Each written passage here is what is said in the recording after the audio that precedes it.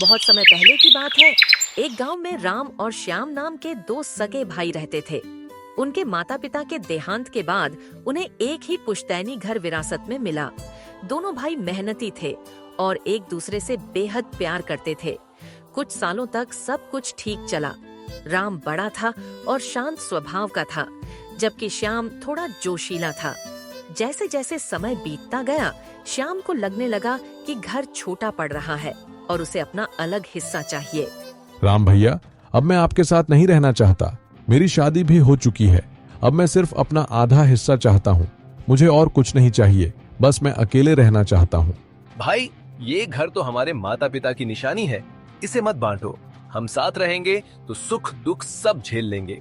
नहीं भैया, अब तक साथ ही थे, लेकिन अब मैं नहीं रहना चाहता। मुझे कुछ नहीं सुनना है, बस मुझे मेरा हिस्सा चाहिए। लेकिन अब तुम्हें ऐसा क्यों लगने लगा है? क्या मुझसे कोई गलती हो गई है जो तुम ऐसा कह रहे हो? माँ और पिताजी के जाने के बाद मैंने तुम्हारा ख्याल रखा था, तो आज ऐसा क्या हो गया कि तुम मुझसे ऐसा कह रहे हो? आपकी कोई गलती नहीं है भैया, लेकिन अब मुझे साथ नहीं रहना है। मुझे सिर्फ मेरा हिस्सा चाहिए और दीवार सिर्फ घर में बने, हमारे दिलों के बीच नहीं। ऐसा नहीं है, तुम अभी भी मेरे सामने छोटे हो। दिल का दर्द तुम नहीं समझोगे। जब बचपन में तुम्हें जरा सी खरोंच भी लग जाती थी तो मेरी हालत खराब हो जाती थी, और आज तुम मुझसे कह रहे हो कि मैं अकेला रह जाऊं। भैया, मैं अब छोटा नहीं हूँ कि आप मेरी इतनी फिक्र करें।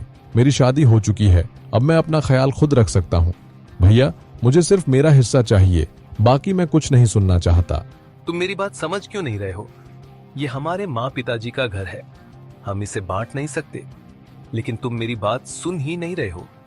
अब मैं क्या करूं? हाँ, पता है कि यह माँ पिताजी का घर है, लेकिन मुझे मेरा हिस्सा चाहिए, बाकी मैं कुछ नहीं सुनना चाहता। राम दुखी तो हुआ, लेकिन उसने शांति के लिए मान लिया। भाग्यवान, अब यह हमारा घर है, यहाँ हम अपनी मर्जी से रह सकते हैं। मुझे तो भैया के साथ रहना बहुत गुस्से वाला लगता था, लेकिन अब मैं बहुत कुछ हूँ। हाँ जी, मुझे तो तुम्हारे भैया जी पर तरस आता है। बेचारे, ना तो उनकी शादी हुई है और ना ही कोई पूछने वाला है। अब हम अपने तरीके से अपने घर में रहेंगे। मुझे तो भैया का मुंह भी नहीं देखना है। आज मेरा सपना पूरा हो गया है और मैं जीवन में उन्हें कभी अपना चेहरा नहीं दिखाऊंगा। क्या हो गया माँ पिताजी? आपके दोनों बेटे आज अकेले रहने लगे हैं। मैं आपसे ऊपर आसमान में दुआ करूंगा कि श्याम पर कभी कोई मुसीबत ना आए। वो अभी नादान है, उसे इतनी समझ भी नहीं है। मैंने उसका हमेशा ख्याल रखा, लेकिन आज उसे मेरे साथ रहने में दिक्कत हो रही है। सब कुछ उसकी बीवी की वजह से हो रहा है। वही जो कहती है वही सुनता है, इसलिए आज ऐसा हो गया है। भाग्यवान, हमारे बेटे को क्या हो गया है? क्या वह बीमार है? हाँ जी, अभी आकर सीधा सो गया है। कुछ बोल नहीं रहा है और बुखार भी है। इस समय क्या करें, मुझे कुछ समझ नहीं आ रहा है। अरे, अब इतनी रात को हमारी मदद कौन करेगा? ये सब तुम्हारी गलती है। बारिश में उसे क्यों बाहर खेलने दिया? मैं अपने काम पर जाऊं या तुम पर नजर रखूं, मुझे कुछ समझ नहीं आ रहा है। कुछ भी होने पर सीधे मुझ पर क्यों आ जाते हो? क्या मुझे घर के काम नहीं होते? और अभी तो उसे बहुत तेज बुखार है। मुझसे लड़ने से अच्छा है कि उसका कुछ इलाज करो। अरे, मुझे कुछ समझ नहीं आ रहा है। कल सुबह मैं इसे डॉक्टर जी के पास ले जाऊंगा। आज की रात तो निकाल लो। अरे, हमारे गांव के डॉक्टर जी तो अपने गांव 4 दिन की छुट्टी पर गए हैं। अभी हमें कुछ न कुछ तो करना ही पड़ेगा। अरे हाँ, तुम्हारे भैया जी से मदद मांगे क्या? बताओ। नहीं, मैं उनका मुंह भी नहीं देखना चाहता और मैं उनसे मदद मांगूंगा, ये हरगिज नहीं हो सकता। तुम कुछ भी बात मत करना। अरे, मुझे पता है, लेकिन हमारा बेटा ठीक हो जाने के बाद उनसे बात करना हमारा काम भी हो जाएगा। अपने काम के लिए तो बंदर से भी दोस्ती करनी जरूरी होती है। लेकिन मैं बात नहीं करूंगा, तुम बात करो। मुझे कोई फर्क नहीं पड़ता, मैं उनका मुंह भी नहीं देखना चाहता। अरे, श्याम के घर से कब से बहुत तेज आवाज आ रही है। क्या कुछ हुआ है? मुझे जाकर देखना पड़ेगा। लेकिन उसे मुझसे बहुत नफरत हो गई है, फिर भी वह मुसीबत में होगा। मुझे जाकर देखना पड़ेगा। अरे श्याम, क्या हो गया? तुम्हारा बेटा बीमार है? रुको, मैं अपने पुराने अंदाज में उसे कुछ दवाइयां देता हूँ। कल सुबह तक ठीक हो जाएगा। ठीक है, तुम ज्यादा परेशान मत हो। अरे भैया, मुझे माफ कर दो। मैंने अपनी बीवी की बात सुनकर तुमसे दूर रहने लगा था, लेकिन पिताजी के बाद हमारा असली ख्याल हमारे भैया रखते हैं। अरे श्याम, दीवार सिर्फ घर में थी, दिल में नहीं। और एक बात हमेशा याद रखना, मुसीबत में हमेशा अपने ही आते हैं, कोई दूसरा नहीं। गांव सीतापुर में एक बूढ़े किसान रामदीन बाबा अपने दो बेटों राजू और सोनू के साथ रहते थे। उनके पास एक ही जमीन का टुकड़ा था जिससे घर चलता था। बाबा अब बीमार हो चले थे और जमीन दोनों बेटों में बांटने का समय आ गया था। बाबा, जैसा आप ठीक समझें वैसे बांट दीजिए। बाबा, मैं तो बस वो हिस्सा चाहता हूँ जो ज्यादा उपजाऊ हो। मुझे मेहनत से कोई परहेज नहीं, लेकिन घाटा नहीं सह सकता। बाबा ने कुछ नहीं कहा, बस मुस्कुराए।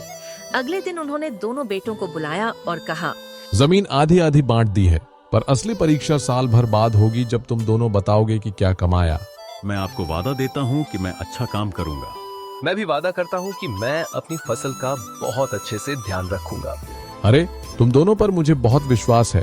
मुझे पता है तुम दोनों बहुत अच्छा काम करोगे, लेकिन एक बात हमेशा याद रखना, अपनी फसल का इस्तेमाल सिर्फ पैसों के लिए मत करना। आपने समझाया है, हमने अब तक वही किया है और आगे भी उसी रास्ते पर चलते रहेंगे। एक बात जो अब तक मैंने तुमसे नहीं बताई, वो जमीन जो मैंने तुम दोनों को दी है वो हमारे पूर्वजों की निशानी है। उस जमीन ने आज तक कभी किसी को धोखा नहीं दिया, इसलिए तुम दोनों भी उसका आदर करना और उसे अच्छे से संभालना। हाँ पिताजी, हम उसकी पूरी देखभाल करेंगे और उसे संभाल कर रखेंगे। पिताजी, एक बात बताइए, आपने अचानक हमें जमीन क्यों दे दी?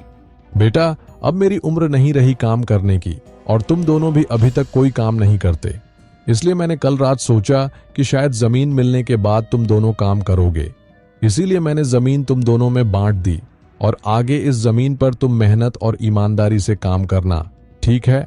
सोनू को जो हिस्सा मिला वो वाकई ज्यादा उपजाऊ था। उसने उर्वरक, ट्रैक्टर और मजदूर लगा दिए। मुनाफा भी अच्छा हुआ, लेकिन एक बात थी, उसने ज्यादा पैदावार के चक्कर में खेत की मिट्टी को इतना खोखला कर दिया कि अगले साल वहाँ कुछ उगना मुश्किल हो गया। राजू ने अपने हिस्से में जैविक खेती की, खुद ही हल चलाया और मिट्टी को संभाल कर खेती की। पैदावार थोड़ी कम थी, पर मिट्टी मजबूत हो गई। साल भर बाद बाबा ने पूछा, कौन ज्यादा कमा पाया? मैंने तो बहुत मुनाफा कमाया, नया मोबाइल, बाइक सब लिया। मैंने कुछ नहीं खरीदा, पर अगले साल की फसल के लिए बीज रख लिया है। मिट्टी भी अब और बेहतर है। सोनू बेटा, तुमने पैसों के लिए अपनी जमीन का ख्याल नहीं रखा, अब आगे चलकर तुम उस जमीन पर कुछ नहीं उगा सकोगे। और राजू बेटा, तुमने पैसों की चिंता नहीं की, लेकिन जमीन का ख्याल रखा। मुझे तुम पर गर्व है। हमेशा पैसों के पीछे भागना जरूरी नहीं होता। पिताजी, अब हम दोनों मिलकर जमीन पर खेती करेंगे और आगे भी सिर्फ खेती ही करेंगे। हम जमीन का अच्छे से ख्याल रखेंगे। आप चिंता मत कीजिए, आपके दोनों बेटे अब मिलकर काम करेंगे और हमेशा आपका ध्यान रखेंगे।